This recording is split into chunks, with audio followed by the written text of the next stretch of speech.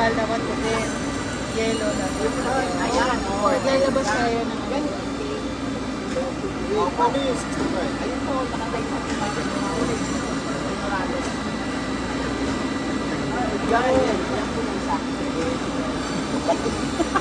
memorize. Kaya ano pinagtayo mo na naman sa ako kaya mas mahal po yung isa. Mas mura po yung puhunan ng isa kaya mas mababa yung presyo niya. Asa pinagkunan lang. Opo, doon kami bumabase kung magkano yung puhunan. Kaya nagkakaroon po ng actual na price. Kaya saan mo ilalagay yan? Buko pantan. Ito po, Oo, saan mo ilalagay? yung mga local rice po ito, galing Nueva Ecija sa amin. Kung doon sa Local po. masyadong mahal. Ibababa po natin basta kakayanin namin. Mas mahal po po. Ma'am, lapit konti ba? Thank you po. Babalik pala ng presyo si Kuya eh. Bibigit, bibigit. Oh, ay, sorry. Oo nga. Puro mama.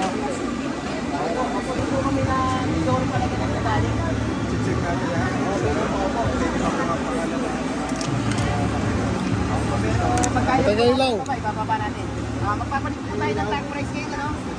Ako yung natin 50, sabi natin 55. Pero sana mo pag ano ito, medyo babaan na natin. Sabi nga yung Hindi na rin naman nagagalaw, ma'am. Hindi na. Madalang na lang mabili. Kaya nga natin tatagal bago maubos. Ito mabenta ba ito? Hindi ho, mabagal na rin. Gawa ng Ano mabenta? yung mga ano, mababa na rin po ng mga mura. Mga 50, may 45 na rin po. Dito, may 45 na rin po, maganda. Ay, yung 45. Saan Oo. galing yan? Sa bilang. 45 na rin. Ikaw rin ba nagbebenta dito?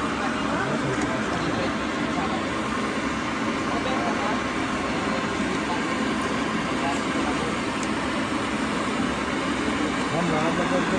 Sige. Ito lang ang siya. Sa meron po. Asa na sa ako?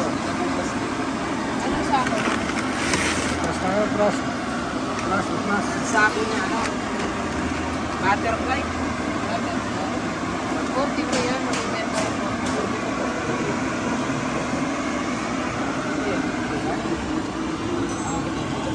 Boys. Boys, trust. Patingin. Papakita mo. Pakanal. Kaya. Sige. Saan mo kung kinuha, Kuya? Sinong nagde-deliver? Ay, si Gigi po. Salamat ka. Ano to? Imported? Local, parang local po. 37 ang bagsak sa'yo kasi 42 ang naman. Mga